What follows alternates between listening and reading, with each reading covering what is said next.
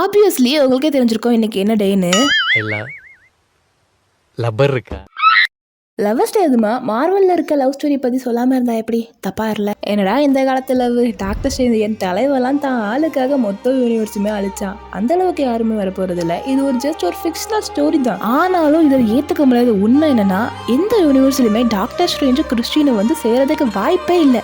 ஏன்னா டாக்டர் ஸ்ட்ரேஞ்சால எந்த யூனிவர்ஸ்லயுமே கிறிஸ்டின் கூட சேரவே முடியாது. அப்படின்ற ஒரு கட்டாயத்துல இருக்கும்போது ஏன்னா அதுக்கு வாய்ப்பே இல்லை. அவங்க ஒன்று சேர்ந்துட்டாங்கன்னா அந்த யூனிவர்ஸ் கண்டிப்பா அழிஞ்சிடும்.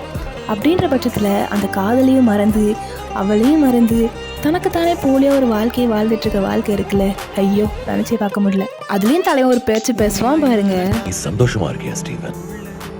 என்ன நீ சந்தோஷமா இருக்கியா ஸ்டீவன்? அதுக்கு நானும் சந்தோஷமா தான் இருக்கேன். நான் கடவுளோட சக்தியை கொண்ட ஒரு சாசரர். எந்த மனுஷன் தான் சந்தோஷமா இருக்க மாட்டான்னு சொன்னேன். அதுக்கப்புறம் நான் இங்க இந்த பாழடைஞ்ச இடத்துக்கு வந்தேன். இங்க உட்கார்ந்து ஏன் போய் சொன்னேன்னு யோசிச்சேன். இது எதுவுமே நடக்கணும்னு நான் ஆசைப்படல.